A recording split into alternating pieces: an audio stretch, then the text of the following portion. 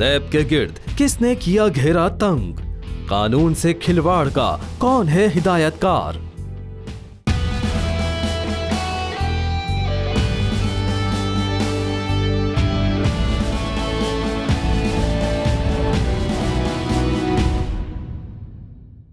साबिक सदर जनाब परवेज़ मुशर्रफ साहब के तज्ज़ियों, तबसरों, याददाश्तों, आरा और मशवरों पर मबनी प्रोग्राम सबसे पहले पाकिस्तान के साथ नाज़रीन आमिर ज़िया हाजिर है।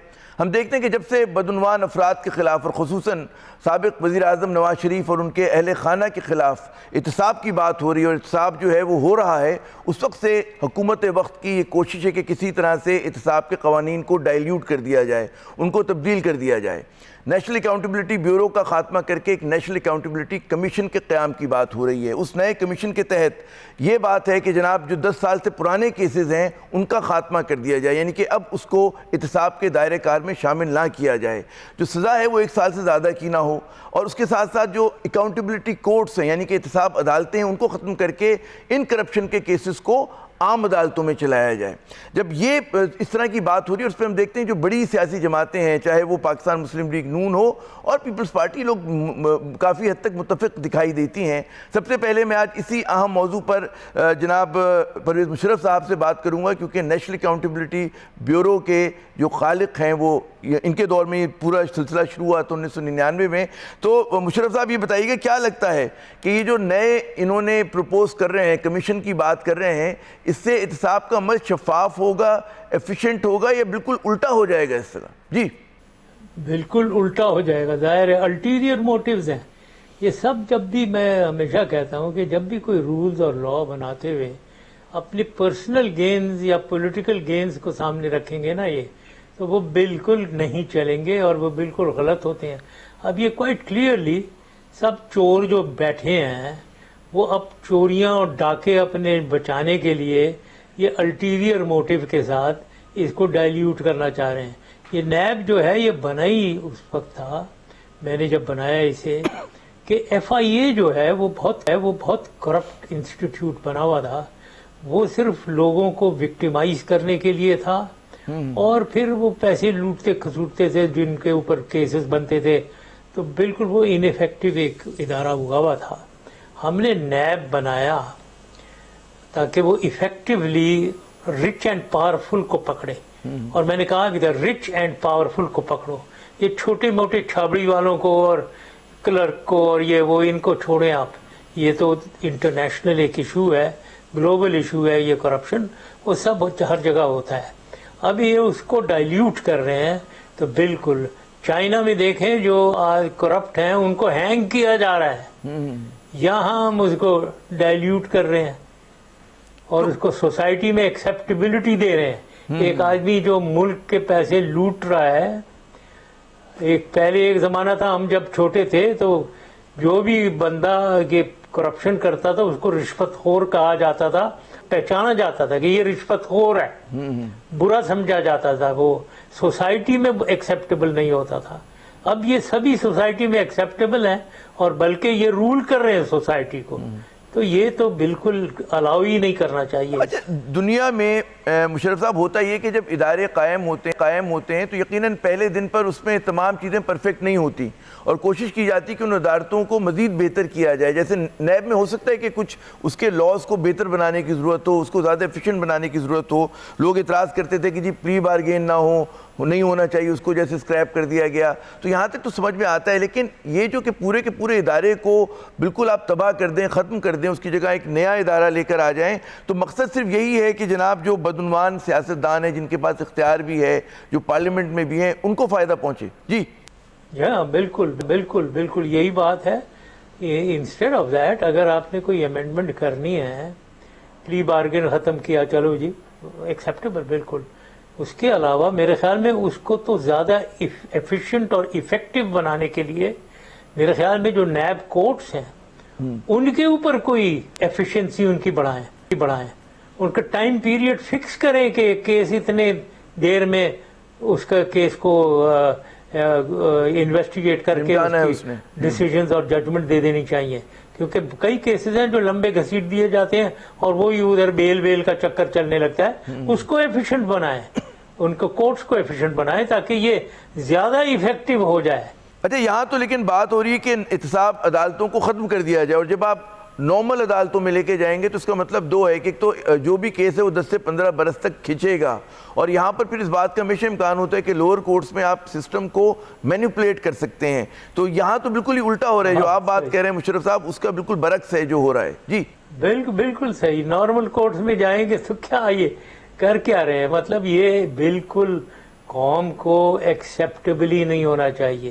اور یہ قوم کے لٹیرے اور ڈاکو جو ہیں یہ لانا چاہ رہے ہیں. بالکل ہمیں پوری طریقے سے بالکل اسے I am sure judiciary supreme court is alive to the problem, army is alive to the problem, اور ان کو یہ لا ایسا پاس کرنے کی نہیں ہونی چاہیے. ظاہر ہے کہ پورے جو احتساب کا عمل عام ہے اس کو تباہ کرنے کی کوششیں ہو رہی ہیں, اور یہ کوششیں جو ہیں مشرف صاحب بدقسمتی سے پارلیمنٹ کے ذریعے ہو رہی ہیں. تو یہ ہمارے پارلیمنٹ اس سسٹم کے بارے میں کیا عکاسی کرتا ہے, ہماری سیاسی جماعتوں کے متعلق کیا پیغام دیتا ہے کہ جناب یہ اس طرح کے قانون سازی کرتے ہیں جس سے فائدہ شخصیتوں کو یا کچھ افراد کو پہنچے نہ کہ ملک کو اور نظام کو. جی صحیح بات ہے. مطلب یہ تو بالکل ایویڈنس ہے, کلیئر پروف ہے کہ وہ سبھی ایک ہی قسم کے لوگ ہیں وہاں. سبھی لوٹ کھسوٹ کرنا چاہتے ہیں, جہاں ان کو موقع ملا وہ لوٹنا چاہتے ہیں. جہاں وہ کوئی منسٹر بن گیا, کوئی کچھ بن گیا, کوئی اپوائنٹمنٹ مل گئی, وہ وہاں لوٹ کھسوٹ کرنا شروع کر دیتا ہے. یہ ان کا کردار ہے. تو پروف ہے کہ آل آف دیم یہ مل کے لوٹنا چاہتے ہیں. اور اسمبلی جو موسٹ پاورفل باڈی ہے ملک کی, ادھر یہ اپنا انفلوئنس جہاں ہے وہ پوری طریقے سے مس یوز کرنا چاہ رہے ہیں. تو اسمبلی ایک مس یوزڈ ادارہ ہو جائے گا آبویسلی, اور جو بالکل افسوس کی بات ہوگی. مشرف صاحب یہ فرمائیے گا کہ جب آپ آج دیکھتے ہیں پیچھے پلٹ کر کے جو بھی آپ لوگوں نے اصلاحات کی تھی آپ کے دور حکومت میں ہوئی تھی, ان کو رول بیک کیا جا رہا ہے, ان کو ختم کیا جا رہا ہے, چاہے مقامی حکومتوں کا نظام ہو چاہے احتساب کا نظام ہو, تو کیسا محسوس کرتے ہیں؟ یعنی کہ جو چیزیں میرے خیال میں اچیومنٹ تھیں اس دور کی 99 کے بعد سے لے کے 2007 تک کی جو کامیابیاں تھیں یا جو صحیح فیصلے کیے گئے تھے, تو کیسا محسوس کرتے ہیں؟ مطلب ہے دکھ ہوتا ہے, شکست کا احساس ہوتا ہے کہ یہ چیزیں ہوئیں اور لیکن آگے نہ بڑھ سکیں. جی یہ بہت دکھ ہوتا ہے. میں یہاں سے جو دیکھ رہا ہوں بہت زیادہ دکھ ہوتا ہے کہ یہ جو اتنی بہترین ایک ہم نے ادارے بنائے, بہترین ان کے لاز بنائے, پولیس آرڈیننس آپ نے نہیں کہا ہے, وہ پولیس آرڈیننس ہم نے ایک بنایا. تو یہ سارا کچھ جو لوکل گورنمنٹ آرڈیننس نیب اور ان سب کو ختم کر رہے ہیں. مطلب اب میں یہی سوچتا ہوں کہ کوئی ہم ایکسپرٹس کو بنا کر اس کو ایسا پکا کانسٹیٹیوشن کے اندر ان کو ڈالنا چاہیے کہ کوئی آدمی چھیڑ نہ سکے, ورنہ یہ تو وہ اسمبلی کو یوز کریں گے, جو بھی آپ لا بنا دیں, جو کچھ کریں آپ, وہ اس کو نکال باہر کریں گے, اور پھر وہی گھٹیا کے لے کر آئیں گے جو اپنے مفاد میں ان کے ہوگا اور ملک کے مفاد میں بالکل نہیں ہوگا, ملک کے نقصان میں ہوگا. یہ کیسے یہ عجیب سی سچویشن ہے. اور اس میں ایک اور چیز کہوں, ظاہر ہے اس کا پروف یہ ہے کہ جو ہیڈ میں بیٹھا ہوا ہے نا, prime minister of Pakistan who is running the country, وہ آدمی اگر وہاں سے یہ چیز شروع ہو رہی ہے تو کوئی نہیں روکتا. وہ اسمبلی میں بھی وہی ہے, سارے کیبنٹ بھی وہی کر رہی ہے, انہی کی کیبنٹ ہے سلیکٹڈ, انہی کی وہ اسمبلیز میں ان کی میجورٹی ہے, تو وہ چلتا رہے گا. اب اوپر والا اگر پرائم منسٹر آف پاکستان ٹھیک ہے, نیچے کچھ نہیں ہو سکے گا. تو یہ بس یہی ٹرکل ڈاؤن ایفیکٹ ہے. اوپر سے ہی ہماری بدقسمتی ہے, اوپر آ کر بیٹھ جاتے ہیں پریزیڈنٹ اور پرائم منسٹر جن کا کیریکٹر لیس اور لٹیرے, ملک کا کوئی دکھ درد نہیں, غریب آدمی کا کوئی دکھ درد نہیں, وہ آ کر بیٹھ جاتے ہیں اور 5-5 سال ملک چلا رہے ہیں. مجھے یہ بتائیے گا, یہ جو آپ بول رہے ہیں, ابھی میں ٹی وی دیکھ رہا تھا آنے سے پہلے, عامر وہ बैठे हुए, अब थोड़े नाम नहीं लेता हूँ, टीवी पे कह रही है कि जी 2013 और 2017 में कंपेयर करें तो हमारे कितने जबरदस्त मईशत हमारी हो गई है। मुझे हंसी आ रही थी यार, क्या ये आप बात कर रहे हैं भाई। देखो लोन कितना ले लिया आपने, सबसे बड़ी चीज डेट कितना बढ़ा दिया आपने, 2013 से बहुत ज्यादा आपने डेट बढ़ा दिया है। फिर तारीख में इतना ज्यादा कर्जा कभी नहीं लिया गया, बिल्कुल दुरुस्त आपने कहा। देखें कोई आ रहा है यहाँ पाकिस्तान में, क्या बात कर रहे हैं आप लोग। अच्छा, ये जो आपने अभी कमजोरियां बताई कि जनाब जो एक बदउनवान शख्स अगर ऊपर आ जाए तो फिर वो उसका ट्रिकल डाउन इफेक्ट होता है नीचे तक। अच्छा, किसी भी मुल्क की जो खूबी होती है निज़ाम की या कमज़ोरी होती है कि वो ऐसे लोगों को उभरने ना दे।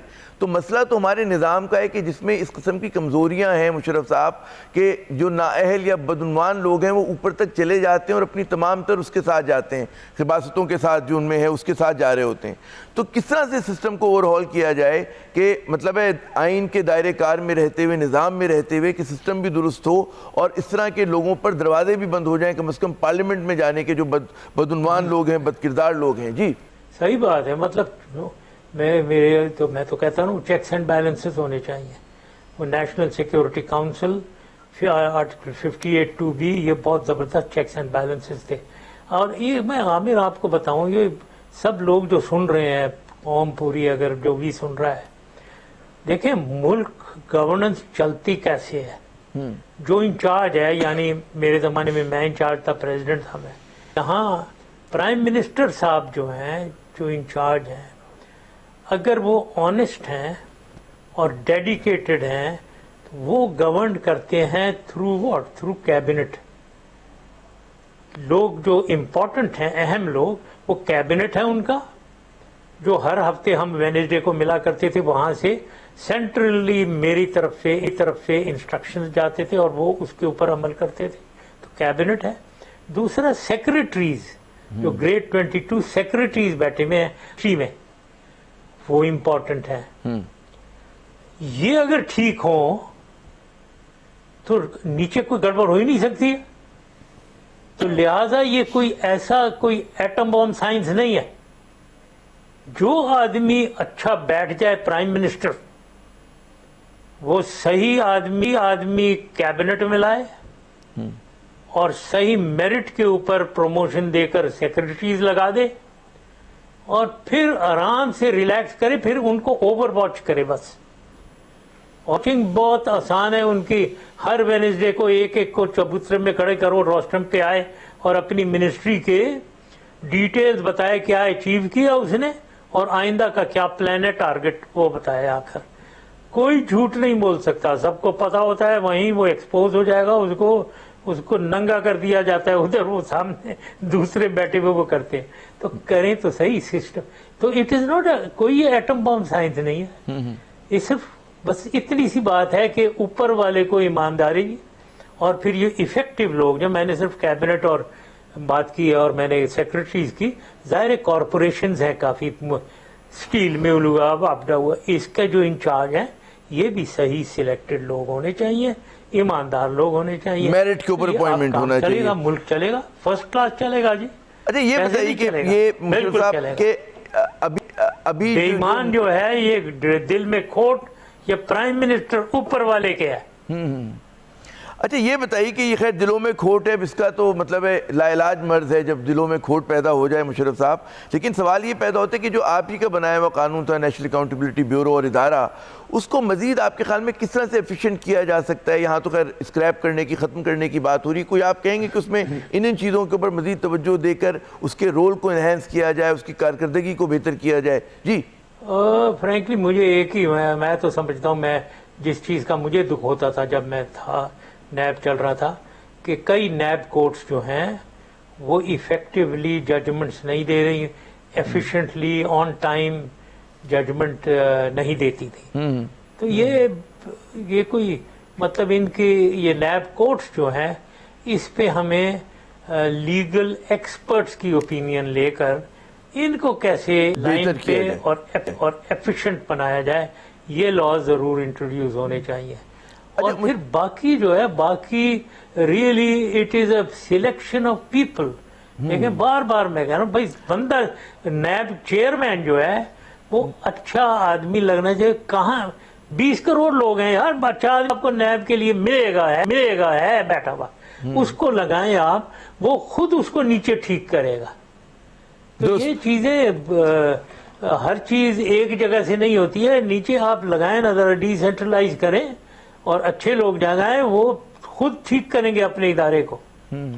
अच्छा मुशर्रफ साहब, आपके जो नक़ाद हैं वो ये इल्ज़ाम लगाते हैं कि बड़ा आपने सही फुटिंग पे नेशनल अकाउंटेबिलिटी ब्यूरो को से काम करवाया था, शुरू किया था, लेकिन फिर हुआ ये कि लोगों को मतलब है उनकी आर्म ट्विस्टिंग हुई, कुछ लोगों को सियासी मकासद के लिए इस्तेमाल किया गया और नैब का रोल कुछ आपके दौर में ही कॉम्प्रोमाइज़ हो गया था। कुछ इस पर आप कमेंट करेंगे जनाब?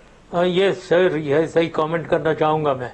पहली चीज़ तो ये है, ये पता होना चाहिए ओवरऑल रिजल्ट, अच्छी अचीवमेंट्स नैब ने की। ग्लास को आधा भरा हुआ, वो खाली की बात हम करते रहते हैं, भरे हुए को नहीं देखते हैं। उन्होंने काफी कोई 300 बिलियन रुपीस से ज्यादा रिकवर किए हैं। उन्होंने तमाम ये जो कंपनियां थी, ये क्या वो जो लोन्स वगैरह देती थी, कोऑप स्कैम जो था, कोऑपरेटिव कंपनीज वगैरह, उनसे पैसे निकाल के गरीब तरीन लोगों को लाखों रुपए, इंडिविजुअल्स को, वरना अरबों रुपए दिए हैं। मैं देता था लाहौर में, इधर उधर जाकर मैं चेक्स उनको बांटता था, और मेरे सामने कई लोग रोते थे, गरीब लोग। वो कुछ तो उनको क्रेडिट भी दें, काफी कुछ किया। फिर कई लोगों को सजाएं उन्होंने दी हैं, अगर आप बुरा ना माने में खता कार्रवाई, मैं चाहूंगा कि ये जो कोई और आपको मजीद किसी पॉइंट का इजाफा करना हो वो दे दीजिएगा। मैं यहाँ पे लेता हूँ नाज़रीन, एक बात आएंगे, ज़ाहिर है मैं जिस पॉइंट पे बात करें मुशर्रफ साहब, इस पर भी बात होगी और ये भी इनसे पूछेंगे कि आज की नैब जो है वो नवाज शरीफ साहब का केस कैसे ट्रीट कर रही है। और बहुत ज़्यादा आजकल हमारे यहाँ बात हो रही है कि जी निज़ाम ख़तरे में है, तो क्या वाकई निज़ाम ख़तरे में? देखेंगे मुशर्रफ साहब का तज्ज़िया, लेकिन एक वक्फे के बाद। परवेज मुशर्रफ को क्यों उठाना पड़ा इंतहाई कदम? जमहूरियत की बिसात लपेटना है किसकी मंशा? आप देख रहे हैं पाकिस्तान का नंबर 1 प्रोग्राम, सबसे पहले पाकिस्तान विद प्रेसिडेंट परवेज मुशर्रफ। जनाब प्रोग्राम में नाज़रीन एक मरतबा फिर खुश आमदेद। मुशर्रफ साहब से बात हो रही है हमारी, और वो उनसे जो सवाल किया था मैंने वक्फे से पहले, वो ये था कि जो इनके नक़ाद तनकीद करते हैं कि जी नैब को उसकी ठीक अचीवमेंट्स बहुत अच्छी थी, लेकिन कहीं कहीं आर्म ट्विस्टिंग के लिए इस्तेमाल किया गया, और मुशर्रफ साहब ने उसका काफ़ी हद तक जवाब वक्फे से पहले दे दिया था। इससे पहले कि मैं अगला सवाल करूँ, मैं चाहूँगा कि मुशर्रफ साहब इसी सवाल के ज़िम्मे में अगर किसी और चीज़ का इजाफा करना चाहें सर, तो प्लीज़ गो अहेड जी। नहीं, उसमें आर्म ट्विस्टिंग वगैरह देखें, ये अगर कोई हुआ है, ये मैं नहीं कर पाता था। एक तो ये क्लियरली रखें, हर इदारे को जो बंदा इंचार्ज है वो नहीं चलाता है, और मैं बिल्कुल नहीं इन्वॉल्व होता था इंडिविजुअल इदारों में। अच्छे लोग लगा दिए हैं, उनकी जिम्मेदारी है, वो अच्छे तरीके से चला रहे होंगे, मुझे उम्मीद होती थी। ओवरसी मैं करता रहता था, बट ये गलत फहमी होती है एज इफ मैं वहां प्रेसिडेंसी में बैठा हुआ हर एक को मैं उनको ऑर्डर दे रहा हूँ वहां से, नैब में क्या करना है क्या नहीं करना है। नहीं, ये कोई तरीका नहीं है गवर्नेंस का। ये हमें अवाम को, हमारे लोगों को पता होना चाहिए भाई, गवर्न करना, एडमिनिस्ट्रेशन जो है ना, वो ऐसे नहीं हो, डायरेक्ट नहीं होती है। 1000 आदमियों को आप डायरेक्टली करें तो आप पागल हो जाएंगे, आपका दिमाग चरिया हो जाएगा। तो आप 1000 लोगों को रिस्पॉन्सिबिलिटी देते हैं और उनको करने देते हैं और उनको बैकअप करते हैं, तो इस तरीके से निज़ाम चलता है ना। मैं सिर्फ ये कहना चाहता हूँ कि हुआ जो मुझे मालूम है वो ये कि बहुत नेगेटिव फॉलो आउट होने लगा जब वो नैब बहुत स्ट्रिक्टली बैंकर्स के खिलाफ, पॉलिटिशियन, ये bankers and industrialist and bureaucrats, इनके पीछे जब लगे, क्योंकि पैसे इन्होंने गबन किए हुए थे, बैंक के लोन्स दिए हुए हैं खामखा में, ब्लैक लोन्स हैं अरबों रुपए के, वो कोई नहीं ऐसे ही दे दिए, नेशनलाइज्ड बैंक्स ने वो। अब जब उनके पीछे पड़े और वो सेक भी पीछे पड़े कि जी आपने क्यों ये किसको रेकमेंड कर दिया था वगैरह, तो फिर ये एक तो फ्लाइट ऑफ कैपिटल शुरू हो गया, बिजनेसमैन घबरा गए, ये तो हमारे पैसों की, तो और दूसरा ब्यूरोक्रेट्स फैसला देने से बंद कर दिया. फैसले यू हैव टू, कोई इन्वेस्टमेंट आ रहा है उसके फैसले देने हैं उसको एग्जामिन करके, तो वो उन्होंने फैसले बंद कर दिए. बैंक्स ने लोन देना बंद कर दिया कि जी हमें तो वो नैब बुलाएगा, क्यों लोन दिया क्या. तो अब नाउ थोड़ा सा एकोमोडेशन. तो मैंने एक कमेटी बनाई जिसमें मैंने doctor Ishrat state bank governor को इंचार्ज लगाया, अच्छे उसको लगाया जो बिल्कुल मैं जिनको ट्रस्ट करता था सबसे ज्यादा, कि आप अगर लोन देना है, आप पहले अगर किसी को बुलाना है बैंकर वगैरह, यहाँ ये कमेटी अप्रूव करेगी फिर आप करें. तो ये मैंने एक खुद थोड़ा सा चेक लगवाया ताकि ये जो पैसा वापस यहाँ रहे, इंडस्ट्री लगे यहाँ और ब्यूरोक्रेट्स फैसले दें, बैंक्स लोन्स दें, एक कार्रवाई गवर्नेंस की चले. तो ये चीज करनी पड़ी थी. This had to be done for the sake of efficiency और फॉर द सेक ऑफ चीजों को बेहतर बनाने के लिए. मुशर्रफ साहब इसी मैंने ये चीजें अपने लिए नहीं की थी, अपने लिए मैंने नहीं की. दुरुस्त. अच्छा, इसी मौजू से जुड़ा हुआ एक और मौजू है और वो है नवाज शरीफ साहब के एहतसाब का मामला. आप कैसे समझते हैं कि किस तरह से आज की नैब जो है वो नवाज शरीफ साहब के केस को ट्रीट कर रही है? आप मुतमईन हैं कि जिस तरह से उनकी तहकीकात हो रही हैं, जिस तरह से उन्होंने अब काम हो रहा है, पिछले दौर की बात तो छोड़ें, तो आपके ख्याल में डायरेक्शन सिम जो है दुरुस्त है? जी हाँ बिल्कुल, मेरे ख्याल में दुरुस्त चल रही है, लेकिन मैं सबसे ज्यादा क्रेडिट सुप्रीम कोर्ट को देता हूँ. वो क्योंकि वो ओवरवॉच इतना कर रहे हैं, ओवरसी इतना कर रहे हैं, उनकी लिमिटेशन दे रहे हैं, इतने टाइम में आपका फैसला आ जाएगा वगैरह. लीगल लिमिटेशन भी ओवरसी भी कर रहे हैं, पूरा अपने पास कंट्रोल भी रख रहे हैं. तो इसलिए भी वो नैब बिल्कुल ठीक चल रहा है, बिकॉज दे नो ऊपर वाला दे और वो आपको पकड़ सकता है. सो ये बात भी है. तो I give credit to the supreme court also, लेकिन नैब को भी यस क्रेडिट देता हूँ, वो ठीक चल रहा है फिलहाल. अच्छा, हमने देखा कि जब से एहतसाब का अमल शुरू हुआ उस वक्त से नवाज शरीफ साहब और उनके जो करीबी रफ़क़ा हैं उन्होंने इदारों से महाज़ाराई बढ़ा दी है. दलिया पे तनकीद करते हैं, फ़ौज पे बिल वास्ता किसी न किसी तरह से तनकीद होती है. ये जो इस तरह का मंजरनामा है कि जहाँ पर महाज़ाराई बढ़ रही है और लग ये रहा है कि इदारों के दरमियान है, लेकिन असल बात इदारों की नहीं बल्कि ख़ानदान और उसके कुछ हामी हैं और वो इदारों से भिड़ रहे हैं. ये सूरत कहाँ किस तरफ जा सकती है? क्या खदशात जन्म ले सकते हैं कि अगर इसी राह पे चलते रहे नवाज शरीफ साहब और उनके जो रफ़क़ा हैं, क्या हो सकता है मुल्क में? खामा में मेलाइन कर रहे हैं उन ऑर्गेनाइजेशंस को अच्छा काम कर रही हैं और जो मुल्क के लिए काम करना चाह रही हैं, उनको मेलाइन कर रहे हैं. अब उसमें समझते ही है कि जी हमने हमारे आर्मी को, वो समझते हैं हमने चीफ को लगाया, तो वो समझते हैं कि भाई ये तो हमारा आदमी है. अब ये जो हमारा आदमी होना है ना, ये बहुत ही अजीब बात है.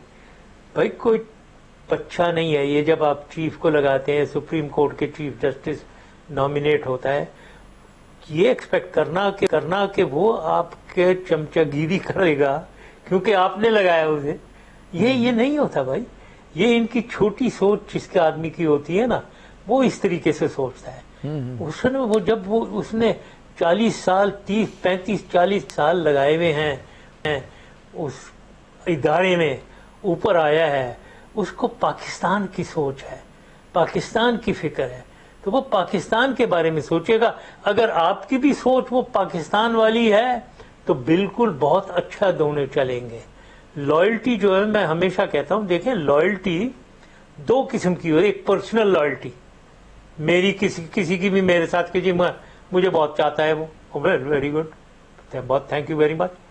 लेकिन ये लॉयल्टी जो है ये इतनी अच्छी नहीं लॉयल्टी. और ये सारे जो हैं लोग जिनकी बातें हो रही हैं, प्राइम मिनिस्टर वगैरह, ये इस लॉयल्टी में बिलीव करते हैं और समझते हैं कि एक्सट्रीम तक जाए कि वो गलत भी कर रहे हो तो ये आदमी लॉयल रहे उनके साथ.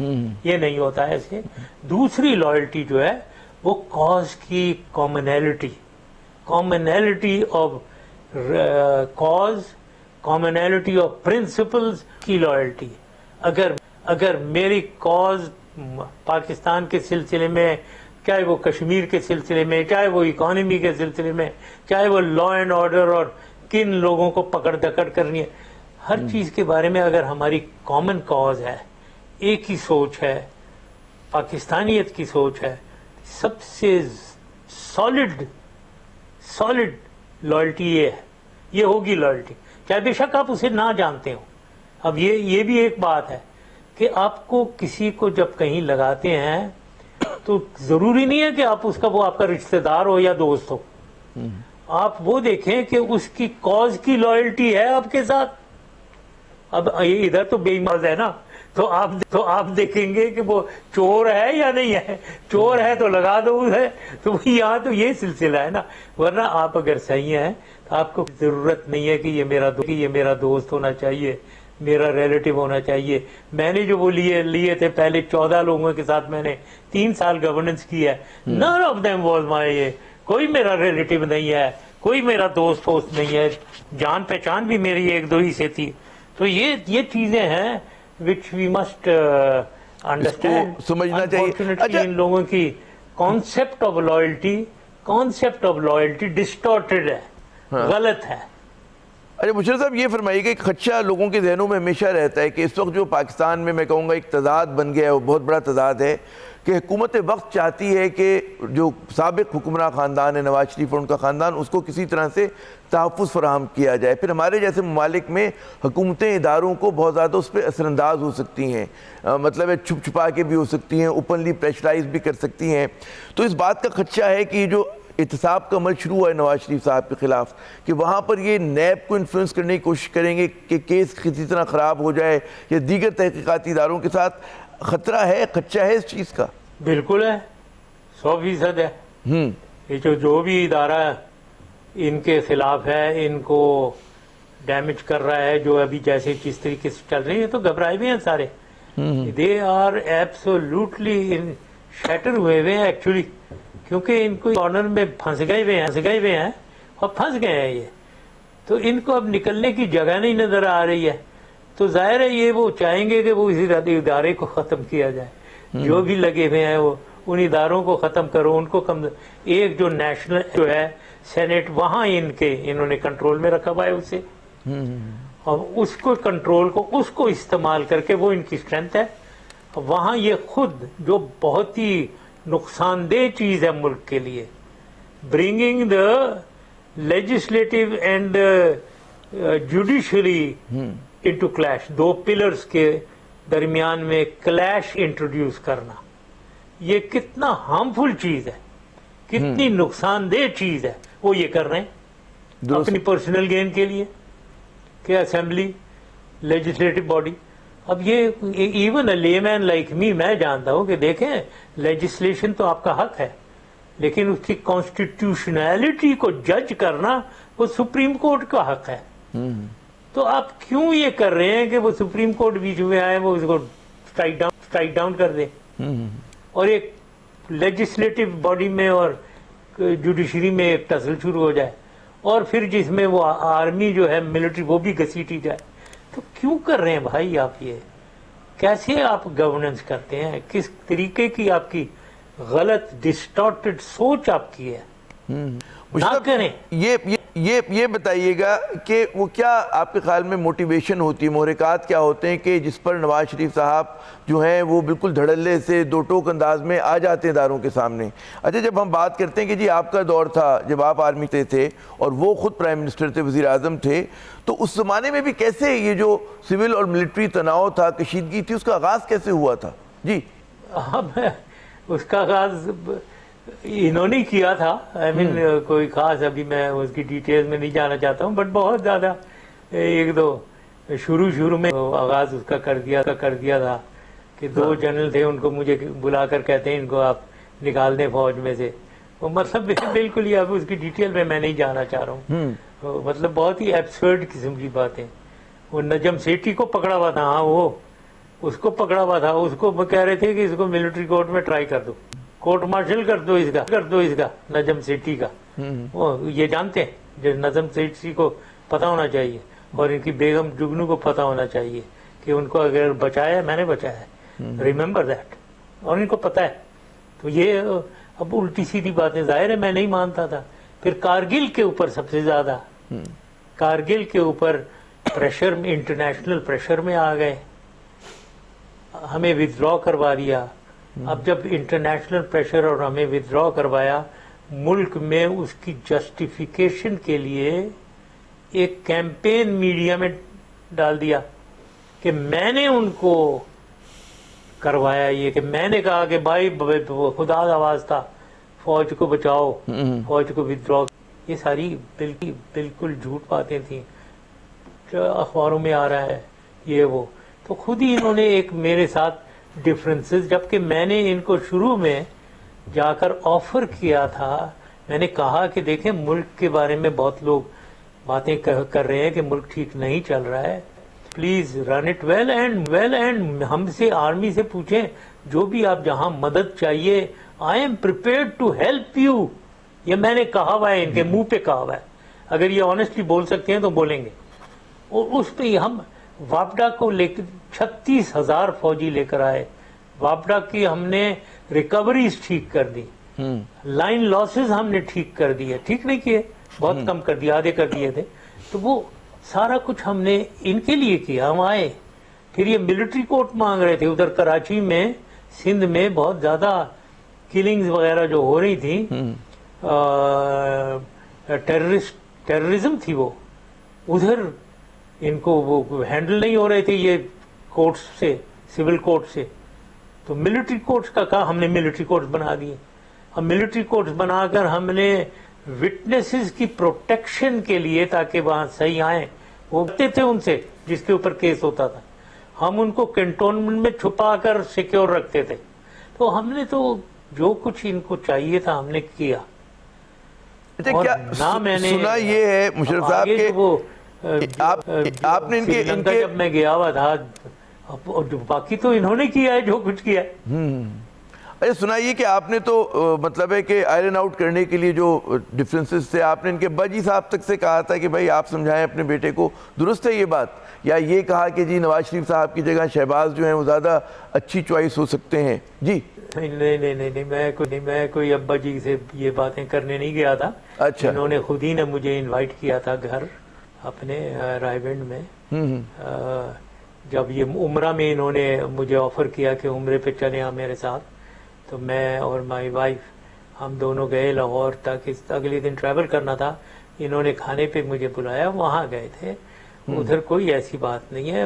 अब्बा जी ने बुजुर्ग आदमी थे और आइमा से सिंगल हैंडली उन्होंने जो कुछ भी किया, अपने स्टील मिल वगैरह बनाया निचले सतह से लेकर। अब वहाँ इन्होंने खुद ने कि जी आपको तो ये दो बच्चे वो दोनों बैठे हुए थे, ये बिल्कुल ये आपके साथ होंगे, इनकी मजाल नहीं है कि आपके खिलाफ जाएं, खिलाफ कुछ करें। ये उनके अल्फाज, ये मजाल उन्होंने कहा था। मैं एम्बेरस हुआ था। अब मैंने कहा नहीं जी, बहुत अच्छा चला रहे हैं जी, प्राइम मिनिस्टर हैं, एक चीफ मिनिस्टर हैं, कोई ऐसी मुझे शिकायत नहीं है, नो प्रॉब्लम। तो मैंने ये नहीं कहा। बाकी एक इनफॉर्मल गुफ्तगू में, क्योंकि ज़्यादा ये मेरे पास फ्रेंकली चौधरी निसार और शहबाज आया करते थे जब भी कोई बात होती थी, कोई डिफरेंस, कोई बात। शहबाज ने तो यूनिवर्सिटी, पंजाब यूनिवर्सिटी में गुंडागर्दी हो रही थी, उधर वाइस चांसलर मांगा, वो मैंने नॉमिनेट करवाया उन्हें, मैंने ऑफर किया, एक बताया। ये पुलिस, ये सिहाला पुलिस स्टेशन उधर कि जी पुलिस की कुछ इम्प्रूवमेंट के लिए हमने एक ट्रेनिंग टीम आर्मी से भिजवाई, हमने उनका ट्रेनिंग सिलेबस ठीक करा, हमने उसका सिलेक्शन सिस्टम ठीक किया। तो हम तो इनको मदद कर रहे थे, हर जगह मदद करना चाह रहे थे। उसमें इनफॉर्मली मैंने कहा शहबाज शरीफ के बारे में कि वो बेहतर प्राइम मिनिस्टर होते। तो वो इनफॉर्मल, एक इनफॉर्मल चैट जो है ना, वो असल में पाकिस्तान में वो निकल जाती है बाहर, जबकि वो एक इनफॉर्मल चैट में कहा था मैंने। अच्छा, तो अब ये तो मंजरनामा है और आपसे यकीनन आइंदा भी बात करेंगे पुरानी याददाश्तों पे। बड़ा लोग सुनना चाहते हैं कि क्या हुआ था माजी में, और ताकि सही कॉन्टेक्स्ट लोगों को समझ में आ सके। ये बताइए कि आज के दौर में जो सूरत हाल है, उसमें आपको लगता है कि जिस तरह से नवाज शरीफ साहब महाज़ाराई की सियासत कर रहे हैं, इदारों से तसादुम कर रहे हैं, उनके खिलाफ खुलकर भी और दरपर्दा भी कैंपेन चलाई जा रही है, चाहे वो अदलिया हो, मुअज़्ज़िज़ हमारी, चाहे फ़ौज के इदारे हों, चाहे इंटेलिजेंस के इदारे हों, तो آپ کو لگتا ہے کہ نظام خطرے میں ہے خاکم پتین؟ کچھ ایسا ہو سکتا ہے کہ پھر کوئی مطلب ہے چیزیں ڈیریل ہو جائیں؟ جی یس، بالکل خطرے میں، بالکل، کیونکہ ان کی توجہ گورننس کی طرف بالکل نہیں ہے. گورننس کا جو شپ ہے وہ تو طوفان میں رڈرلیس گھوم رہا ہے، جہاں وہ بس طوفان اسے لے جائے بس آگے. یہ بہت خطرناک ہے. ایک رڈرلیس شپ کی تو کوئی گورننس نہیں ہو رہی ہے. یہ منسٹرز دیکھیں، جو امپورٹنٹ منسٹرز ہیں وہ کیا کام کر رہے ہیں؟ پیناما لیکس میں، نیب، ڈی آئی ٹی اس میں لگے ہوئے ہیں. بھائی تم لوگوں کا کیا کام ہے؟ اپنے دفتر جاؤ، کام کرو، منسٹری چلاؤ، ملک چلنا ہے. نو، وہ لگے ہوئے. وہ یہ کام نواز شریف اور ان کی فیملی کے خلاف ایک ہے، وہ لڑیں جی کورٹ میں. آپ کہاں بیچ میں گھس رہے ہیں سب لوگ؟ تو پوری حکومت ہی گھسی ہوئی ہے اس کے اندر. تو یہ اب اس میں ظاہر ہے اب ہماری ریجنل خطرات بہت بڑھ رہے ہیں. آپ کو پتہ ہی ہوگا، ان کا ایک منسٹر ٹی وی پہ بیٹھے کہہ رہا ہے کہ مارچ تک ہم پاکستان کو، ہم نے پہلے 2 ٹکڑے کیے تھے، اب 4 ٹکڑے کر دیں گے. مارچ 12، ہماری الیکشن 2008، یہ مارچ 2000. میں تو کہتا ہوں اس کا بندہ میرے سامنے کبھی بات کرتا تو میں اس کو بتاؤں تیرے 4 حصے تو کرے گا پاکستان کے. کوئی بولنے والا نہیں ہے، کوئی بولنے والا نہیں ہے. مشرف صاحب بہت کہیں ہم 8 حصے تمہارے نہ کر دیں. بہت شکریہ. کیا بات کر رہے ہو بھائی آپ کے یہ چیزیں. آپ بہت شکریہ مشرف صاحب آپ کے قیمتی وقت کا. یقیناً اگر اس ملک کو چلنا ہے اور اچھی طرح سے چلنا ہے، ترقی کرنی ہے، تو اداروں کو ہم آہنگ ہو کے چلنا چاہیے اور ساری اہم جگہوں پر جو تعینات کریں آپ افسران کو، وزراء کو، تو میرٹ پہ کریں، کسی اور چیز پہ نہیں. یہاں پر آپ عامر ضیاء کو اجازت دیجیے. اختتام ہوگا مشرف صاحب کے اختتامی کلمات سے. جی مشرف صاحب. تھینک یو ویری مچ عامر، اچھے سوالات آپ نے کیے. پاکستان ہمیشہ پائندہ باد، اور سب سے پہلے پاکستان ہمیشہ. آئندہ پروگرام میں بات کریں گے اداروں کے ٹکراؤ کا کیا نکلے گا نتیجہ. آپ دیکھ رہے ہیں پاکستان کا نمبر 1 پروگرام سب سے پہلے پاکستان وذ پریزیڈنٹ پرویز مشرف. زندگی ایک میدان ہے اور PSL 8 میں ہر ٹیم کو چھونا آسمان ہے. 6 ٹیموں کے بیچ دھواں لڑائی. یہ شور نہ لڑائی کا ہے نہ ڈر کا، یہ شور ہے جیت کا، یہ شور ہے جنون کا. کھیل کا جنون روزانہ رات 11 بجے صرف بول نیوز پر.